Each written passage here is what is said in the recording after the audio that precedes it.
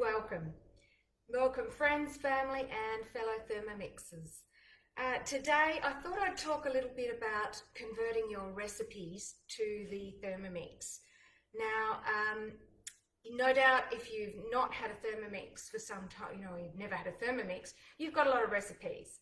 And although Cookie Doo has 50,000 recipes, you've probably got your favourites that you want to make.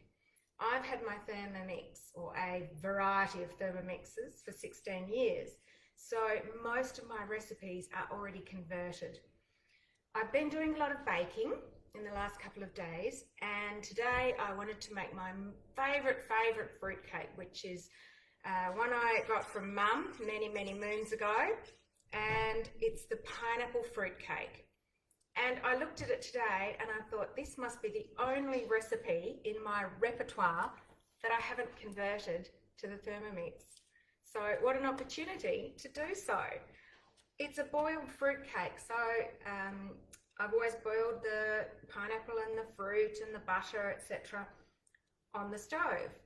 And many times I've forgotten about it. It's boiled too long, it's gone dry, and I've ruined my cake. So I thought, now with the Thermomix, that's not going to happen, because it will be, I can set the time, it will stir, it will boil it for exactly 3 minutes, and I've worked out the timing, and I'll pop the recipe on my blog. I think it's there as a regular recipe already. And then because the lid's in, it won't go dry, and I just take the bowl out and away I go. So this is what it looks like. I made it this morning. All right, can you see that? Yep. So that's just the fruit and the pineapple and the butter and some spices and some sherry. Beautiful. Now all I have to do is weigh in my flour. If you've got a recipe that calls for cups of flour, just use whatever cup you normally use. Now you can see this is pretty ancient.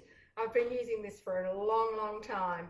So a cup of flour in here is 150 grams. So I weigh it, put a bowl on, I measure it in here, put a bowl on, weigh it. Work it out that way and write it down on my recipe. So I've got my 2 flours in here and I've just mixed them together. And the recipe also calls for beaten eggs. I'm going to pop them in first, just to loosen the mixture so that the flour will mix in a lot more easily. So 2 beaten eggs go in, and I'll just mix gently, and probably on reverse because we don't want chewed up fruit.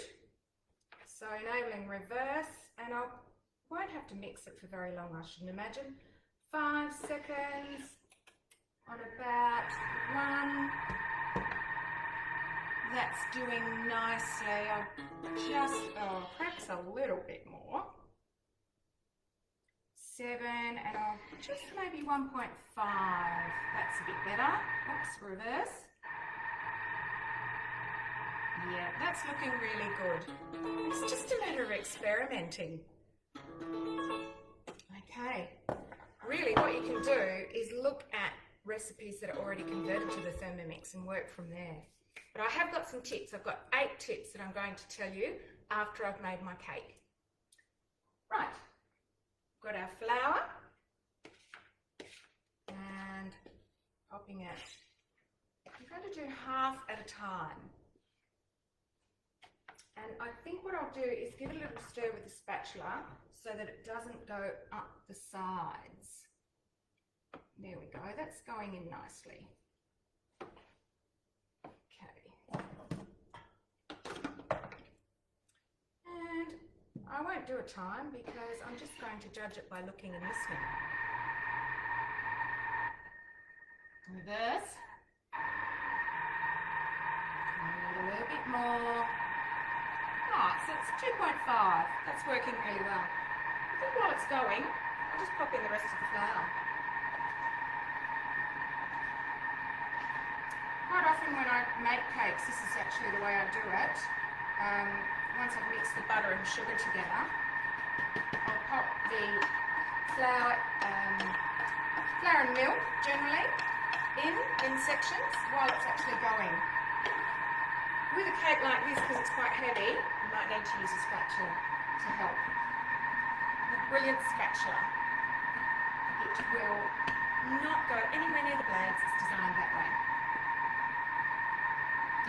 That's coming together. I don't know why I've never done this before. I've made other fruit cakes in my Thermomix, but not this particular one. I guess, you know, all those years of watching Mum make it on the stove, I just kept doing it. That's looking beautiful. So what, a minute or so? Look at that. Just a bit of a mix around the sides.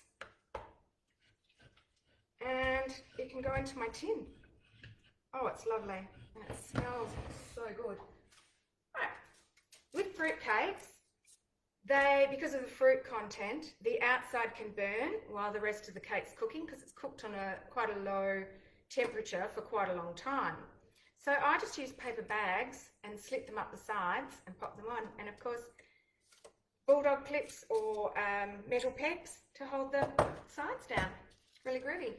And to make sure your paper sticks, I use a bit of spray oil, just a little bit of spray oil on there.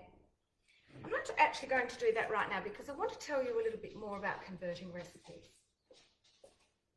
That can sit over there. Oh, you can see I've been doing a little bit of baking today.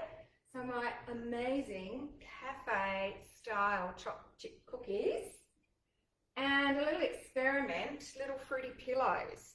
Not sure how they're going to work out. I might have to tweak that a little bit. All right, now, converting recipes. Number one, even though you know the recipe off by heart, read it. Read it all the way through because you have to reorganize it. If you've got to chop nuts or chocolate or cheese or make breadcrumbs, that's done first while the bowl's dry. Then have a really good look at anything else that needs to be done so that you don't have to clean the bowl in between. If you've got two bowls, you're lucky. That's great, and I'm fortunate to have that. Now, as I said with the cake that I was making, measure in your normal cup, put a bowl on the Thermi and weigh it in, and then write it down. Then if you are doing things that require heat and there's something that needs a cold bowl, start with your cold first before you go and finally find you've got a hot bowl and you've got to put something in there that's going to melt. Less is more. Okay, the Thermomix is super powerful. With butter and sugar, when I'm creaming butter and sugar, I don't use butter that's been left out on the bench. I don't use softened butter. It's straight out of the fridge. It's chopped into small cubes, probably, you know, 1.5 centimeters or something, and on speed 4 or 5 for 30 seconds. And just keep doing that with your sugar until it's creamed. You don't want it soft creamed for biscuits and things because your biscuits will spread too much if it's too soft, and the Thermi will make it quite soft. And that's a convenience thing. I mean, who thinks, oh gee, I've got to make it, oh my God, the butter's not cold, not room temperature, put in the microwave, oh no, now it's melted.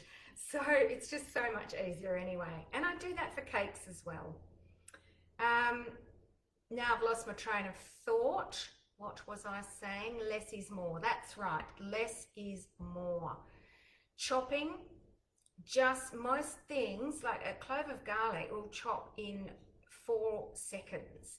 So think about looking at those recipes.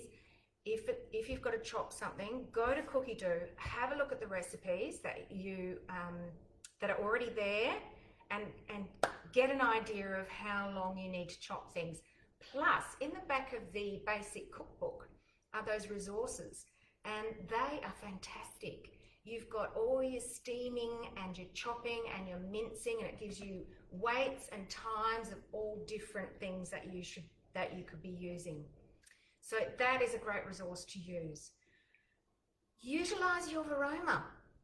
If you're cooking something with liquid for 20 minutes, do something in the varoma. Do your veggies, do some eggs, boil up some eggs.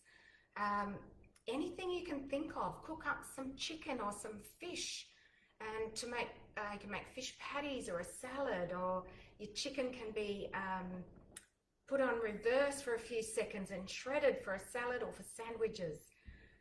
Always think about that. Always utilize all the parts of the Thermomix. Number 8, if you're doubling or halving and you're cooking something, it's minus or plus 20%. So your cooking time, if you're doubling something, is plus 20%. If you are halving something, it's minus 20%. So just remember that. I reckon that's all I have to tell you today. I'm glad you could have a look. I don't think anybody's on here at the moment, but hopefully you're looking later. And if you've got any questions, please put them in the comments. You can contact me in a variety of ways. Don't forget, there's email, there's Messenger, there's my phone number if you really want it. So please do contact me if you have any questions. All right, my phone's ringing because I forgot to turn it off. I didn't listen to my grandson when he told me, Mimi, remember, when you're doing a live video, you should turn your phone off. Yeah, out of the mouth of babes. Okay, thanks everybody for watching. Bye.